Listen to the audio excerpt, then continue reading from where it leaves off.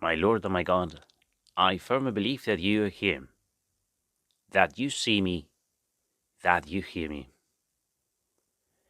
I adore you with profound reverence. I ask you for pardon for my sins and the grace to make this time of prayer fruitful. My Mother Immaculate, Saint Joseph, my Father and Lord, my guardian angel, intercede for me. Today in the Gospel, you, Jesus, compare the kingdom of heaven with a mustard seed that someone sows in the garden.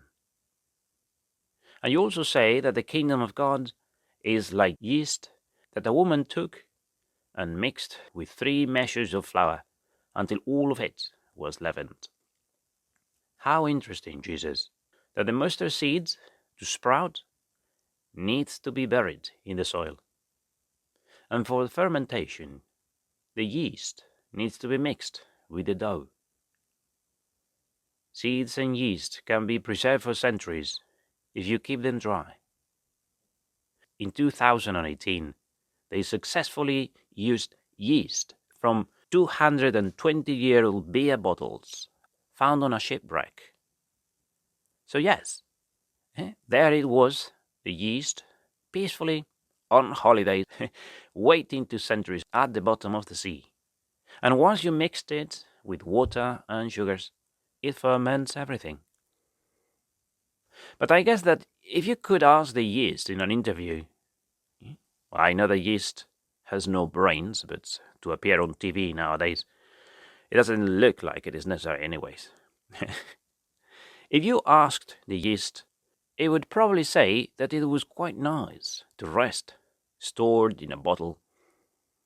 It could say that mixed with the dough, everything is claustrophobic, and that alcohol makes its life difficult, because it kills microorganisms. It's more comfortable to be stored in a bottle, but it is useless. And the kingdom of heaven is the same. Your disciples can be stored away. I, Jesus, can be very comfortable in my place, surrounded by my friends, protected in my home, my Christian community, reading our newsletters and interacting with people who believe what I believe. Why take risks? If I mix with the world, I might get in trouble. When do I get temptations against the virtue of holy purity? Out there, in the streets. When I go out and there is someone running in leggings, tighter than Robin Hood's bow. Or when I surf the net to check the weather, the news, or to buy a pencil online. When do you lose your patience? Out there, stuck in traffic, on public transport, when the annoying people get loose. And temptations against temperance? Well, when you go out with friends. Yes, you take risks when you step out into the world. Stay safe, lock yourself up at home, and don't talk to strangers. But if the disciples of Christ aren't there, in the world, they ferment nothing. Let me explain the point with an evangelical example. Saint Peter. I guess Saint Peter is a bit tired that everyone throws his mistakes back at him. Everywhere in the Gospels, it looks like he did everything wrong. He didn't understand parables, like the sower one, or when you, Jesus, spoke about the leaven of the Pharisees. He spoke nonsense sometimes, like proposing 3 tents in the middle of the most amazing apparition of the glory of God. Or when he tried to dissuade you, Jesus, from washing his feet. And he also annoyed you when he tried to convince you to escape from the cross. He asked you to help him walk on the water, and when he does, he starts drowning. He falls asleep during your agony in the garden, and of course, his greatest hit, the one everyone reminds him about, he denied you, Jesus, 3 times. Okay, everyone knows that, right? And yet, here's my point. He could deny you, Jesus, because he was there. You see, James and Andrew and Matthew and Bartholomew didn't deny you, not 3 times, not even 1 time, because they weren't there. They were hiding. Peter had the courage to follow you, Jesus, and got exposed and failed. But because he followed you.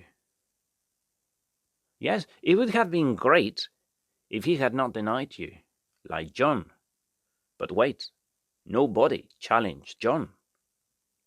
They recognized Peter, because he was at your side always. So, this is my defense statement for Peter. He denied you because he was there. He failed. But the others failed more, because they were hiding.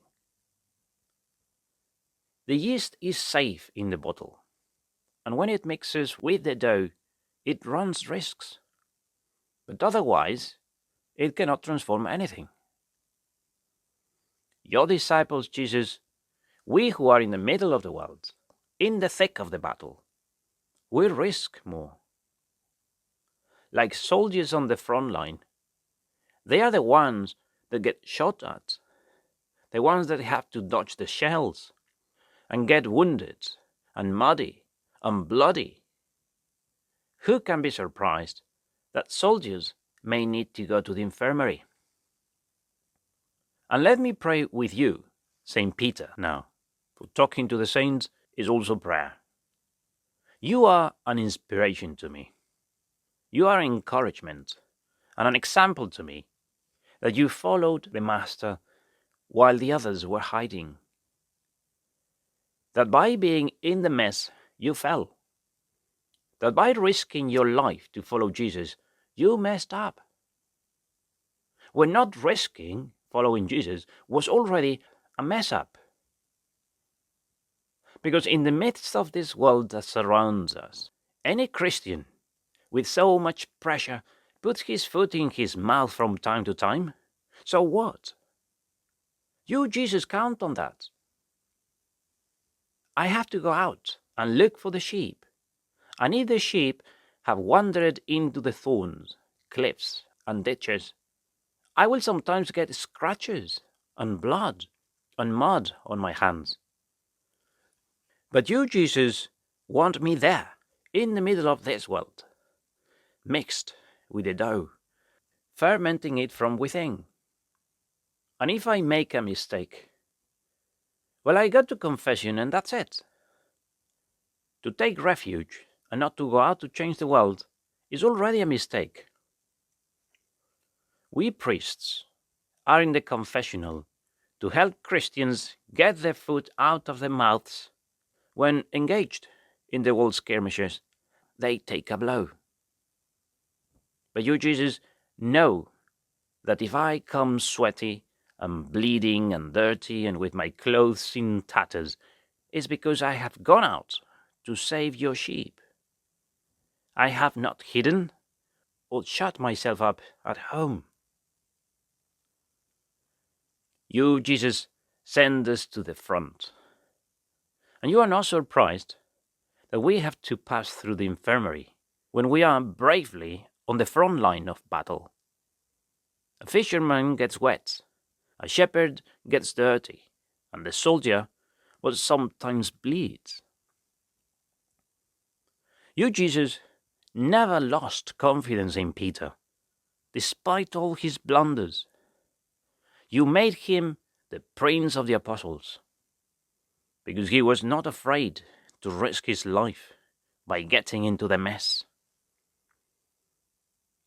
Thank you, my Immaculate Mother, because after 12 years of priesthood, I'm still moved when my brothers and sisters come to confession with courage and humility and show their wounds that they suffer when they are in the thick of the battle, on the front line of the skirmish. And to you who pray with me, thank you as well, because going out in search of the lost sheep, you have suffered scratches, blows and falls, or perhaps You have been attacked by a wolf in the forest. But without fear, you are there, in the midst of the world, without giving up. Because like yeast, that's the place where we need you, where God needs you, transforming the world from its bowels.